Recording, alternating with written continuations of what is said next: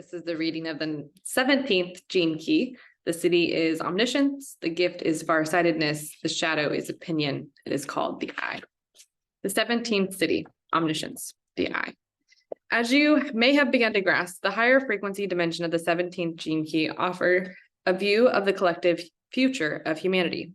And it is through this foresight that the various aspects of future reality will be organized and constructed. Every individual carrying the 17th gift oversees a specific aspect of a great evolutionary pattern moving towards unity. However, at the gift level, your view is still restricted to a specific aspect of the overall pattern. For example, one person with the 17th gift might see how to restructure a new economic paradigm that will serve humanity instead of dividing it. Another might see how to create a community network based on a similar model. In this way, each 17th gift holds a fractal part of the overall jigsaw puzzle of the evolving humanity. It is only when we come to the 17th city that the entire picture is placed before a single human being. This city directly corresponds to the complete opening of the third eye. At this level of consciousness, the one who sees and the object of their seeing becomes one and the same. All that is left is a single eye through which consciousness endlessly pours. Say that again. All that's left is a single eye through which consciousness endlessly pours. This is called the city of omniscience. In traditional religious dogma, only God or the gods are seen as omniscient, which is a wonderful example of how effectively the lower frequencies keep the third eye firmly closed. This other eye inside human beings is located within the higher functioning of the pituitary gland, and it can be opened in a number of ways. Various yogic disciplines are aimed specifically at the opening of the third eye. And in the Hindu chakra system, it corresponds to the sixth Ajna chakra residing between the eyes. Many drugs and psychotropic plants also affect the functioning of the third eye through the medium of the pituitary gland. For millennia, shamans have used natural psychotropic plants as a means of seeing through this incredible instrument of higher consciousness. However, temporary activations of the third eye, while affording us a sneak peek of higher states, cannot compare to the city of omniscience. In the alchemical sequence of awakening, the city of omniscience can only flower after the full opening of the heart, and the heart opening phase destroys all vestiges of self along the way. It is as though the eye can only open once the inner sun arises. The 17th city is something of an anomaly, since it is the only aspect of the mind to survive awakening. All other aspects of the mind are transmuted into higher frequencies, with the exception of the single eye, the mind's eye. Once the heart has bloomed, the inner eye provides a communicative link or interface between the brain and pure consciousness. The inner eye could be described the inner eye could be described as perfectly circular, seen in all directions simultaneously, whereas the 17th gift can read the pattern of the future. And the 17th city can see the future in precise detail. Just as time is distorted through the 17th shadow, it is seen as illusionary, or it is seen as illusory, illusory, illusory, through the 17th city, which experiences past, present, and future as a single eternal screen of consciousness.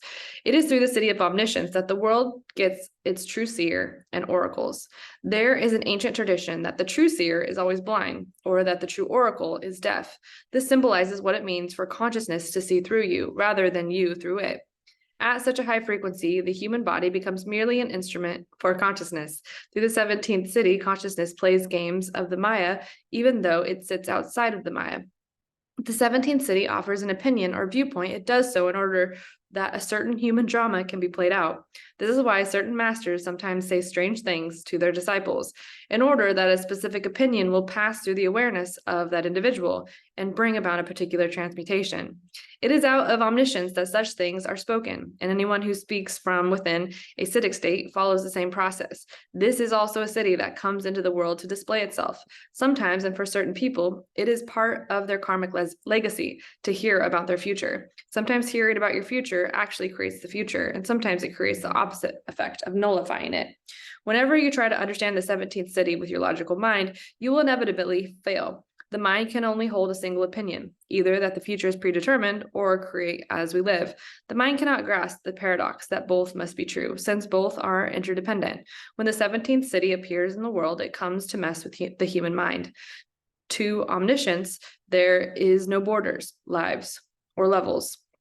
To omniscience, there's no borders, levels, or past lives. There's only the endless fractal pattern of life repeating over and over. The same, but always new. The serpent eating its own tail. This is a city that sees and knows only perfection. Its programming partner, the 18th city, as such, it is beyond seeing flaws, because what were previously seen as flaws were really only devices to bring about the state of omniscience itself. Omniscience testifies that whatever is happening at this precise moment is absolutely perfect, because it is following the direction of consciousness as it burrows into the world of form. Perhaps this is the mystical meaning of the original name of the 17th archetype from the I Ching, following. Everything that happens follows the plan, and the plan is perfect, and the plan is both predetermined and created as we walk the path. When the 17th city comes into the world, it does like a divine afterthought. It is one of the 7 powers of grace, serving no purpose other than to offer the truth that nothing need be done in life. Whatever you decide is absolutely correct and in full harmony with all that is. To see perfection is to embody perfection, and as such a state is an ending rather than a beginning. Wherever the grace of omniscience is seen, human denial is finished. If you are following a path of service, it is correct. If you're following a path of betrayal, murder, or revenge, it is correct. Both when you are in denial and when you come out of denial. The truth of this 17th city creates upheaval in the world. We humans do not wish to hear a truth that so undermines our individual identities, and consciousness must express all its opinions through the world of form. The deepest irony of all life is caught in one famous mystic's words. God can only come and visit you when you aren't there. To put it another way, if you want to know what omniscience looks like, you have to cease to exist. The 17th city, or 17th gift, is farsightedness, precognition via the heart. It is ironic that what often passes for reason in the world is usually someone's opinion dressed up in facts that happen to justify it. At the shadow frequency, the human mind distorts logic and facts for its own end by building one argument and then concealing its counter-argument. The mass of humanity is easily influenced by one side or the other. It is out of the mind's duality that all human drama is born, and the mass consciousness of humanity loves drama. It is all a game played by spin doctors, and if you think you have escaped this game, then look deeply at your opinions and perhaps you will discover how easily conditioned your own mind really is. The fact is that human beings, like Skinner's rats, see only what they are programmed to see, which are flaws. All opinions are based upon flaws in the geometry of life. It is only when you have transcended your fear of freedom that you can move beyond the opinion game and enter a higher sphere of existence. Moreover, to move beyond opinion, you have to stop taking life seriously and personally. For most people, the 17th gift seems beyond their capacity, because to give up your viewpoint is to give up the deep-seated need of your mind to identify with something fixed. Your mind believes that in finding a fixed view or philosophy, fear can be held in check and life can be under control. If you look within most human minds, you will find layers and layers of conditioned dogma from books, scientifically proven theories, religious beliefs, and/or traditional views. You will find minds that are desperately trying to become certain about life. And yet, the 17th gift is not about having a great holistic vision of reality that takes no sides and is beyond opinion.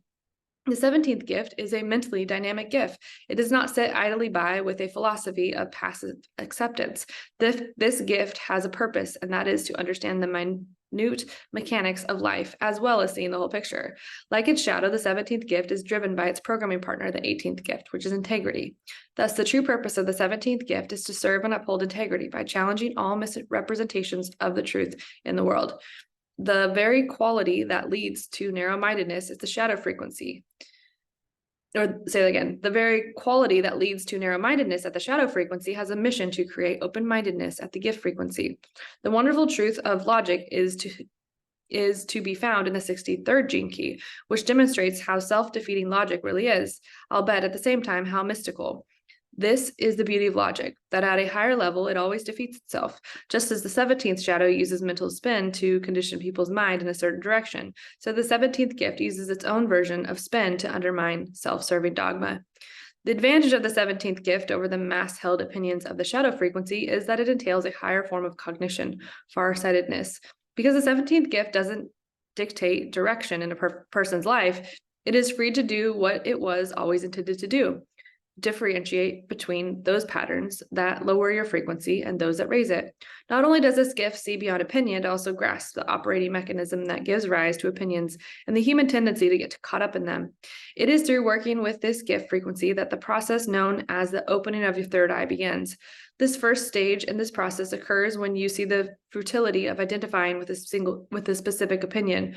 This gift brings access to a whole new inner language that circumvents the need for one-sided expression and highlights the deeper issue that underlying argument. The 17th gene key is an aspect of one of the most complex codon groups in the human genetic matrix. Known as the Ring of Humanity, this chemical grouping and its associate amino acid arginine contains the very blueprints of human destiny.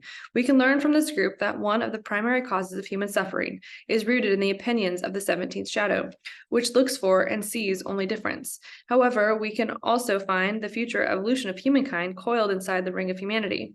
In particular, the gift frequencies of these gene keys shows us that 6 essential human attributes that are truly natural and inherent to our species, and among these is the 17th gift of farsightedness. Many of the gene keys in this codon group concern love and the human capacity to trust in the authority of the heart. Thus, farsightedness can be said to arise directly out of the heart rather than from the mind. The 17th gift is, in fact, the true instrument of human perception. We've already seen that the 17th shadow is programmed to see only hierarchies. It simply cannot comprehend that other realities exist beyond its dualistic mental constructs. However, freed from the lower frequency field of mass-created dogma, the 17th gift begins to see higher realities and dimensions. It sees in a totally new way. Instead of serving the intellect, the 17th gift sees through the awareness emerging from the solar plexus system. It allows universal knowing to settle within the logical construct of the left brain, which can then express the mechanics of oneness in a totally new and fascinating way. In seeing the mechanics of life this way, the 17th gift also begins to demonstrate its other specific ability, prediction. The 17th gift is peculiarly slanted towards looking ahead into the future. Wherever the focus of the 17th gift is trained, it has the ability to see how one pattern gives birth to another related pattern. And since it can transform a transcendental view into a logical view, it can see the logical progression of one phase of evolution to another. If you have the 17th gene key as an integral part of your hologenetic profile, then this specific gift of prescience, I know this word and I can't see it,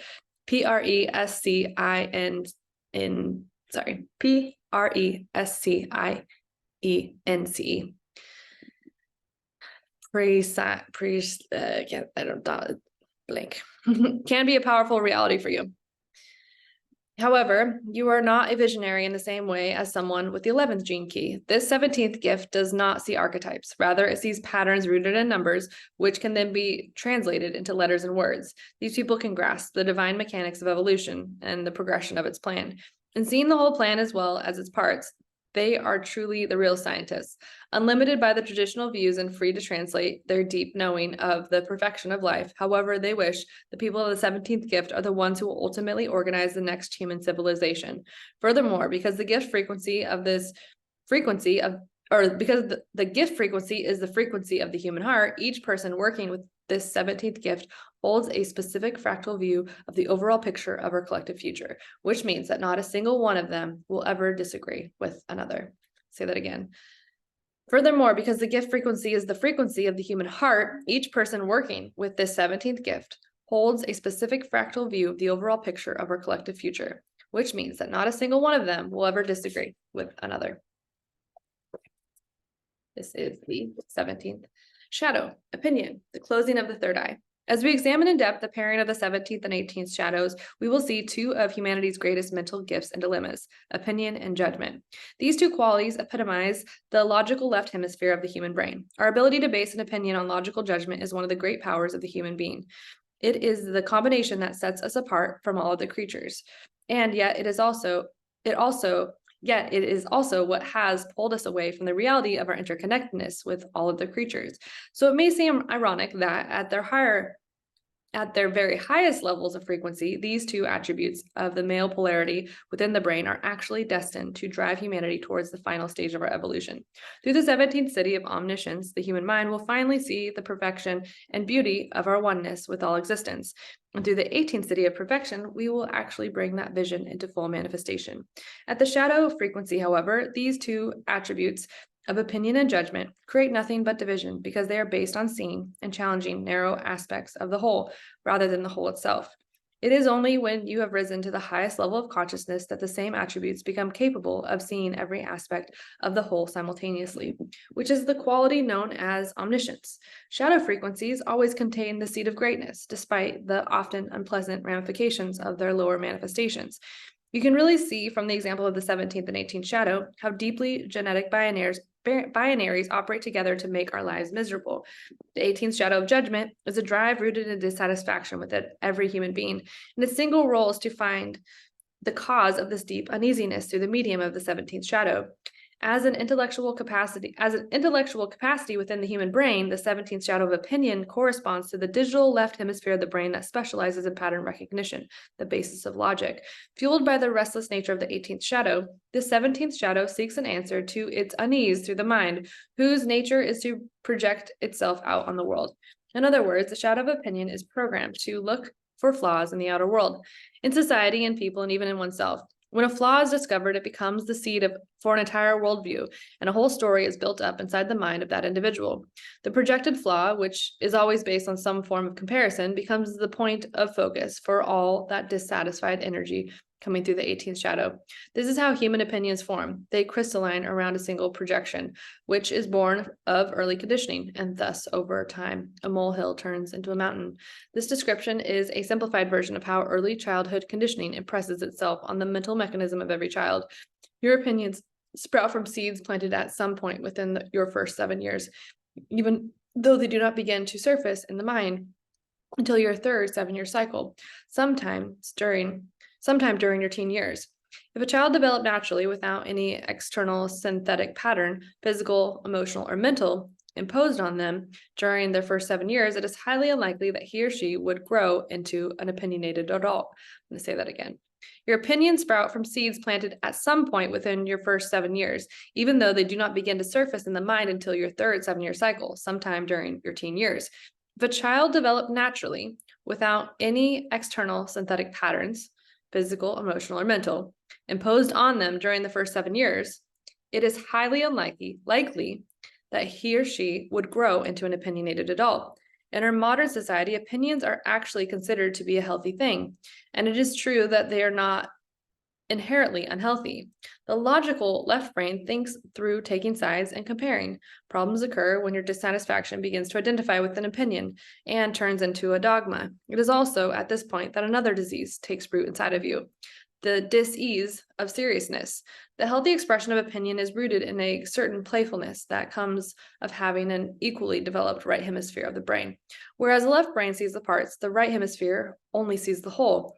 If the inner structure of the brain is balanced, the male aspect will always serve the female, since seeing the part without seeing the whole is limiting, divisive, and dangerous. Whenever you become over-serious about your opinions, you immediately find yourself having to defend them. It is this dynamic that is at the root of violence. At the gift level of frequency, we shall see opinion gives way to farsightedness, which is based upon seeing both sides of a situation at the same time. If the right brain provides the backdrop to the whole picture, it becomes impossible for the left brain to become fixed on any single element of the whole.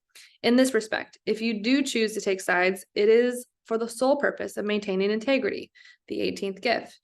It is interesting to note that healthy brain development in early childhood has little to do with intellect and much more to do with non-interference. In their first 7 years, children really only require an environment in which they can learn through play. Any imposition of an external rhythm that does not follow the biological and seasonal pulse will subtly disrupt the delicate structure of the developing brain and nervous system. It is here in the 17th gene key that your inner timing is founded.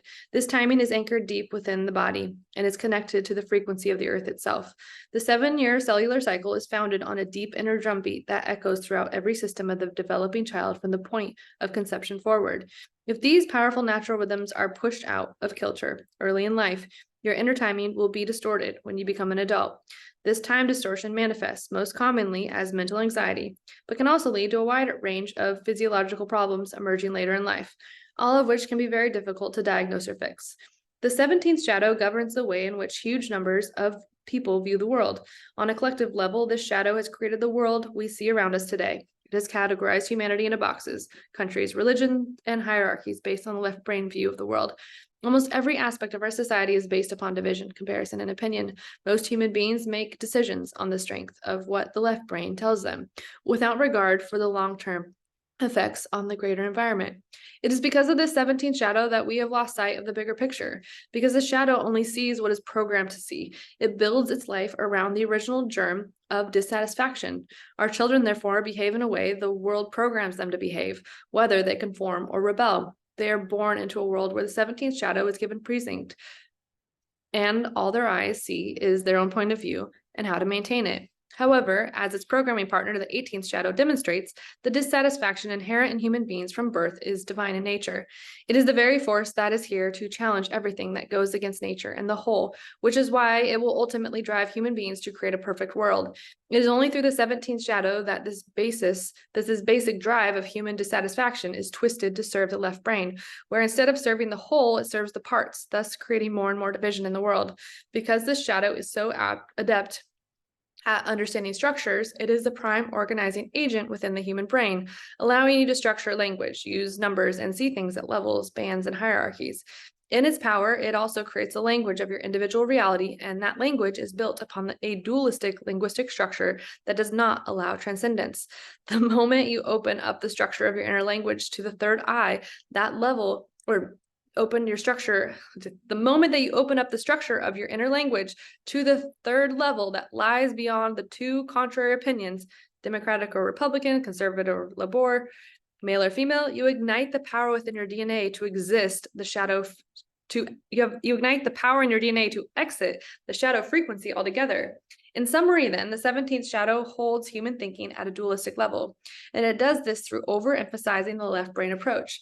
It makes the logical intellectual view the linchpin of your neurolinguistic reality. In this sense, it compromises and represses the holistic right brain, a process described in detail through the 11th shadow.